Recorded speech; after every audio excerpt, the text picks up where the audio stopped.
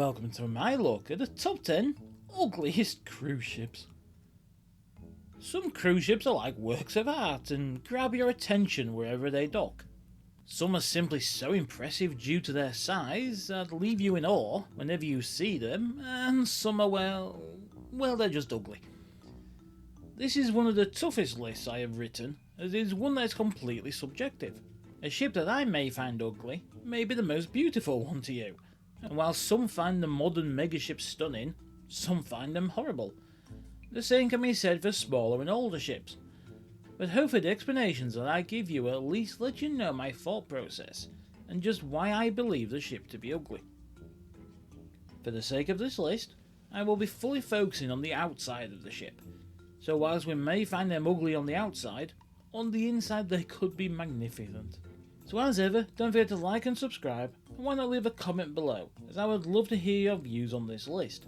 My name is Darren, and this is my top 10 ugliest cruise ships list. For this one, I could have picked either of the Coral class of ships from Princess, as both the Coral Princess and the Island Princess are sister ships with plenty of aesthetic issues. The problems start right at the front of the ship, which instead of being sleek is blocky and looks much more like a bulk carrier than a modern cruise ship.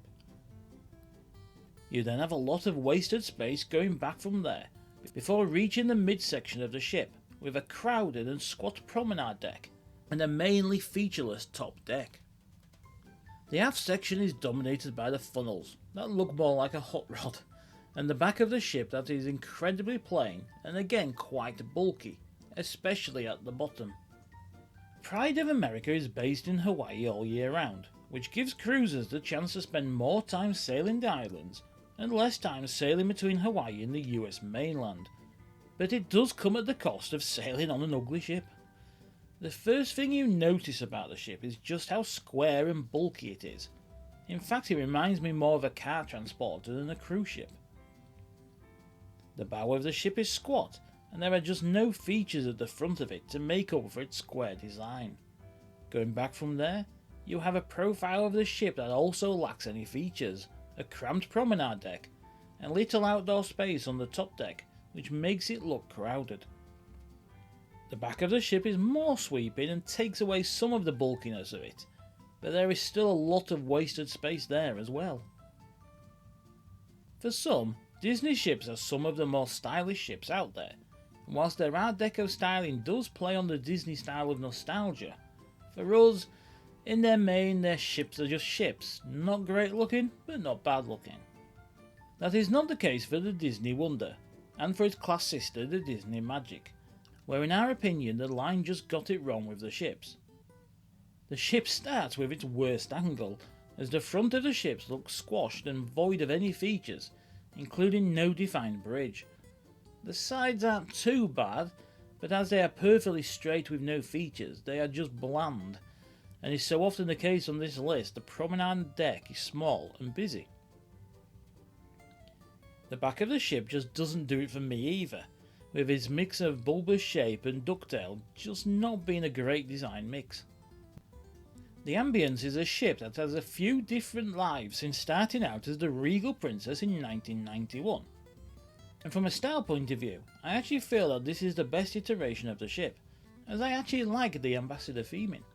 Unfortunately, it cannot hide the big design issues for me, including the bulbous front, the round top sections, the lack of any features down the side of the ship, and the small crowded promenade deck. The top decks of the aft section isn't too bad, but again it's quite plain and featureless.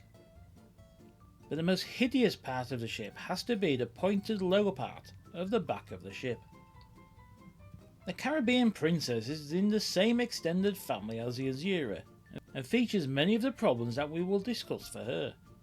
The biggest difference is the addition of the Skywalker's nightclub cum lounge at the aft of the top deck, that whilst may offer incredible views once on board, for those looking at the ship, it's just an eyesore.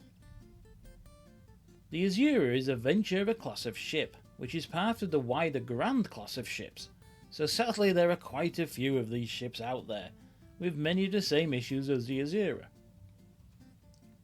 The front of the ship isn't too bad, to be honest, Nothing special, but no standout issues, aside perhaps from the top deck, which is far too enclosed for me.